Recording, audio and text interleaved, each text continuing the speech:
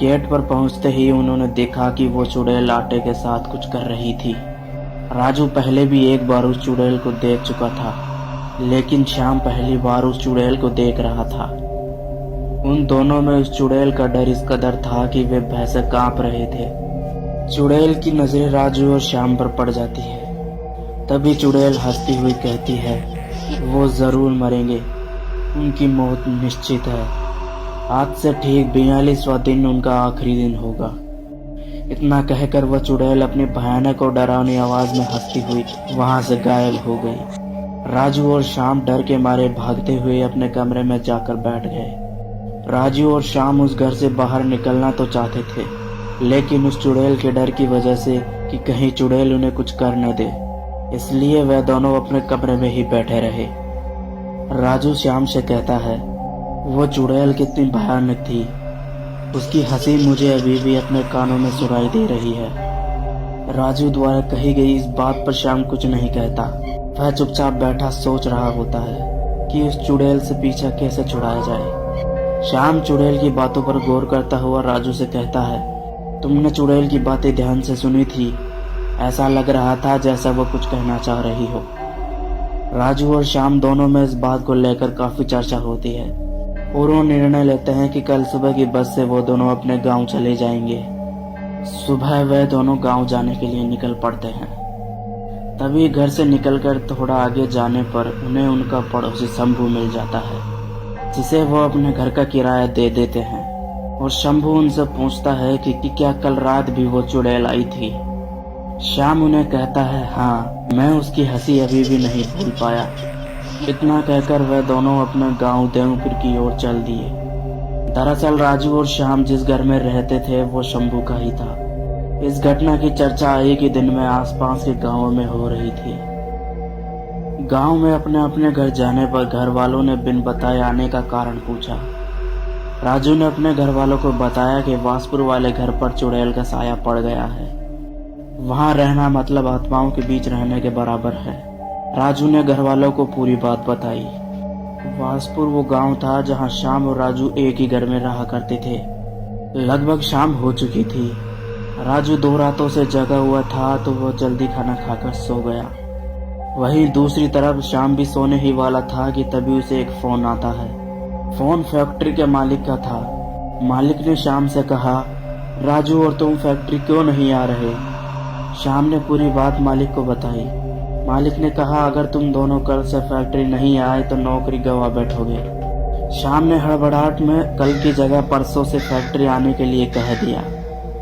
अब समस्या ये थी कि अगर फैक्ट्री में काम करने जाएंगे तो वहां रहेंगे कहाँ। श्याम ने कल सुबह राजू से बात करने का निश्चय किया। अगली सुबह श्याम राजू से मिलने उसके घर जाता है। राजू अभी भी सो रहा होता है। तभी राजू की आंख खुलती है और देखता है कि श्याम उसके घर आया हुआ है। रात को मालिक से हुई बात श्याम राजू को बताता है। राजू कहता है, अगर हम वहां काम करने जाएंगे तो रहेंगे कहाँ? उस घर में तो मैं कभी भी नहीं रह पाऊंगा, तो वहां जाने से अच्छा है हम यही काम कर ले। श्याम राजू को समझाता हुआ कहता है कि अगर देवपुर में काम होता तो हम जरूर कर लेते। यहाँ काम ही नहीं था, तभी तो हम वासपुर की फैक्ट्री में काम करने गए थे और यहाँ के मुकाबले वहाँ पैसा भी तो ज्यादा मिलते हैं। और मैंने मालिक को काम के लिए हाँ भी बोल दिया है। जैसे तैसे श्याम ने राजू को फैक्ट्री में जाने के लिए तैयार कर दिया, लेकिन अभी भी उन्हें यही सवाल खा रहा था कि हम रहेंगे कहाँ। राजू और श्याम तैयार होकर वासपुर गांव जाने के लिए निकल पड़ते हैं। दोपहर हो चुकी थी। राजू और श्याम फैक्ट्री पहुंचते हैं और मालिक से मिलकर कोई दूसरा घर किराए पर दिलाने के लिए कहते हैं। असल में वासपुर का घर इन दोनों को मालिक ने ही दिलवाया था। यह सब चुड़ैल की बातें विस्तार से मालिक को बताते हैं। मालिक भी उन्हें यही समझाता है कि भूत वूत कुछ नहीं होता, कोई तुम्हारे साथ गंदा मजाक कर रहा है, कोई तुम्हें परेशान कर रहा है, तुम्हें इसकी पुलिस में शिकायत दर्ज करानी चाहिए। मालिक की पुलिस में बड़े अफसरों से काफी अच्छी पहचान थी, तो वह उनके घर पुलिस अधिकारी को भिजवाने व जांच करवाने के लिए कहता है। राजू और श्याम दोनों वहां से वासपुर गांव में शंभू के घर जाते हैं, तो शंभू ने बताता है कि हमने घर की सफाई करवा दी है। राजू और श्याम दोनों उस घर में कतई नहीं जाना चाहते थे। लेकिन उनके पास वहां जाने के अलावा कोई और चारा भी नहीं था। राजू और श्याम डरी हुई हालत में घर पहुंचते हैं। अब लगभग शाम हो गई थी। जैसे तैसे हिम्मत करके रसोई में खाना बनाकर खा लेते हैं और एक कमरे में चुपचाप से जाकर सो जाते हैं। लेकिन जैसे जैसे रात गहरी होती गई, राजू और श्याम का डर भी बढ़ता गया, क्योंकि वो चुड़ैल आधी रात में ही आती थी। थोड़ी देर बाद फिर से बर्तन बजने शुरू हुए। राजू और श्याम काफी डरे हुए थे, तो वे दोनों इस बार रसोई में देखने नहीं गए। थोड़ी देर बाद उस चुड़ैल की आवाजें आने लगी। वो नहीं बचेंगे, वो सब मरेंगे, जो जो उसमें शामिल था वो सब मारे जाएंगे, और हंसते हुए वहां से गायब हो गए। सवेरा होते ही राजू और श्याम जल्दी तैयार होकर फैक्ट्री पहुंच गए। फैक्ट्री में जब मालिक आए तो उनसे जल्दी आने का कारण पूछा। उन्होंने रात की घटना के बारे में मालिक को बताया। मालिक भी थोड़े परेशान हुए और अपनी पहचान के पुलिस अधिकारी को शाम के समय घर का निरीक्षण करने के लिए बुलवा लिया। राजू और श्याम शाम के समय फैक्ट्री से घर की ओर निकल पड़ते हैं। घर पहुंचते ही देखते हैं कि शंभू अपने घर के बाहर बैठा हुआ था, तो वो उनसे रात की घटना के बारे में पूछने लगा। तभी बड़े पुलिस अधिकारी और कुछ ऑफिसर घर का मुआयना करने आए। उन ऑफिसर्स में से एक शंभू का रिश्तेदार भी था। ऑफिसर घर का निरीक्षण करने लग जाते हैं, तो वही बड़ा अधिकारी श्याम से शुरू से लेकर अब तक जो भी हुआ उसके बारे में पूछने लगते हैं। श्याम ने सारी बातें विस्तार से बता दी। उन निरीक्षण करने वाले अफसरों को बिखरे आटे के अलावा वहां कुछ नहीं मिला। श्याम ने बड़े अधिकारियों को उस घर में हुई 3 लोगों की मौत के बारे में भी बताया। बड़े अधिकारी ने श्याम से कहा, तुम यहाँ कब से रह रहे हो और यह सब तुम्हें किसने बताया? श्याम ने जवाब में कहा, हम यहाँ 4 महीने से किराए में रह रहे हैं और ये सब बातें बबलू जी ने हमें बताई है। बड़े अधिकारी बबलू जी के घर जाते हैं और उनसे सारी बातें विस्तार से जानते हैं। बड़े अधिकारी की दिलचस्पी इस केस में बढ़ती ही जा रही थी। तभी वो ऑफिसर जो शंभू का रिश्तेदार था, वो बोला, सर इस केस में काफी छानबीन के बाद भी कोई क्लू नहीं मिला, तो इस केस को क्लोज कर दिया गया था। बड़े अधिकारी ने केस को वापस से ओपन करने की सोच ली थी। शंभू का रिश्तेदार यानी कि वो ऑफिसर ये नहीं चाहता था कि ये केस वापस से रीओपन हो। बड़े अधिकारी ने जांच शुरू कर दी तथा सुखराम और कलावती के रिश्तेदारों से पूछताछ की।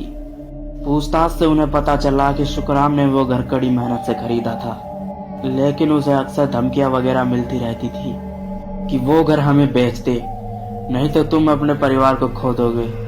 इन धमकियों के बारे में उसने पुलिस को बताया था, लेकिन पुलिस ने भी उनकी खास मदद नहीं की और अचानक से एक रात उन तीनों की मौत हो गई। बड़े अधिकारी को अभी तक लग रहा था कि सुखराम का परिवार उस घर में किराए से रहता था, लेकिन अब ये साफ हो चुका था कि पक्का ये सब उस घर को हड़पने के लिए ही किया गया था। आगे की पूछताछ के लिए बड़े अधिकारी श्याम के घर जाते हैं। बड़े अधिकारी ने राजू और श्याम से पूछा, जिस घर में आप रह रहे हो यह किसका है? श्याम ने कहा, यह घर शंभू का है, उन्हीं ने हमें किराए पर दिया था। बड़े अधिकारी ने पूछा, शंभू कहाँ रहता है? राजू ने जवाब दिया, यहाँ पड़ोसी में इस घर के बगल वाला घर उनका ही है। ये सब बातें सुनकर बड़े अधिकारी का शक शंभू पर जा रहा था। शंभू से पूछताछ के लिए बड़े अधिकारी शंभू के घर जाते हैं और शंभू से पूछते हैं, राजू और श्याम जिस घर में रहते हैं क्या वो तुम्हारा है? शंभू जवाब में कहता है, हाँ मेरा ही घर है। अब शंभू को यह पता नहीं था कि बड़े अधिकारी सुखराम के बारे में पड़ताल कर चुके हैं। बड़े अधिकारी पूछते हैं कि यह घर आपने किससे खरीदा? शंभू जवाब में कहता है, यह घर सुखराम से खरीदा है। बड़े अधिकारी ने पूछा, सुखराम की मौत से कितने दिन पहले ये तुमने घर खरीदा था? शंभू ने जवाब में कहा, सुखराम की मौत से 12 दिन पहले ही मैंने ये घर 11 लाख में खरीदा था। उनके परिवार की मौत वाले दिन के 2 दिन बाद ही उनको घर खाली करना था, लेकिन अफसोस पहले ही उनकी मौत हो गई। बड़े अधिकारी ने शंभू से पूछा, तुम काम क्या करते हो? शंभू ने कहा, मेरी दवाइयों की दुकान है। बड़े अधिकारी इतना पूछकर वहां से चले जाते हैं। जांच पड़ताल करते करते लगभग 34 से 37 दिन हो चुके थे। जांच पड़ताल का आज 39वां दिन था। बड़े अधिकारी ने उन सबूतों को जो सुखराम की मौत के दिन उस घर में मिले थे, उनकी जांच करवाते हैं। जांच में पता चलता है कि उस इंजेक्शन में एक खास किस्म का जहर भरा हुआ था, जिसे किसी इंसान को दिया जाने पर वो इंसान 3 से 6 मिनट में ही मर जाता है। और वो कटी हुई उंगली 28 से 30 वर्षीय आदमी की थी। बड़े अधिकारी का शक अब धीरे धीरे यकीन में बदलता जा रहा था, क्योंकि वो घर सुखराम की मौत के बाद शंभू ने ही खरीदा था और शंभू दवाइयों की दुकान भी चलाता है। इससे उसे इन जहरीली दवाइयों की समझ जरूर होगी। वो ऑफिसर जो शंभू का रिश्तेदार था, वो ऑफिसर भी जांच पड़ताल में बड़े अधिकारी के साथ ही था। शाम को ड्यूटी खत्म होने पर ऑफिसर शंभू के घर जाता है और वो दोनों कुछ बात करते रहते हैं। और रात को देर होने की वजह से वो ऑफिसर यानी कि शंभू का रिश्तेदार शंभू के घर ही रुक जाता है। राजू और श्याम भी अपने घर में गहरी नींद में सो रहे होते हैं और एक बार फिर से रसोई में बटन बजने की आवाज सुनाई देती है। राजू और श्याम आवाज सुनकर जाग जाते हैं और डरे सहमे रसोई में जाने का निश्चय करते हैं। राजू और श्याम डरे हुए रसोई के गेट पर पहुंचते हैं और देखते हैं कि वो चुड़ैल आज आटे से कुछ नहीं कर रही थी। खड़ी खड़ी अपनी भयानक आवाज में हंस रही थी और कह रही थी, मेरा बदला पूरा हुआ, आज से ये घर तुम दोनों का है, अब तुम्हें परेशान करने कभी नहीं आऊंगी। इतना कहकर अपनी डरावनी आवाज में हंसती हुई वहां से गायब हो गई। राजू और श्याम फिर सहम गए और डर कर कमरे में जाकर बैठ गए। सवेरा होते ही फैक्ट्री जाने के लिए निकल ही रहे थे कि देखा शंभू के घर पर लोगों की काफी भीड़ इकट्ठा हो रही थी। राजू और श्याम ने वहां जाकर देखा कि शंभू और उनका रिश्तेदार जो पुलिस ऑफिसर था, उन दोनों की मौत हो चुकी थी और बड़े अधिकारी भी वहीं खड़े थे।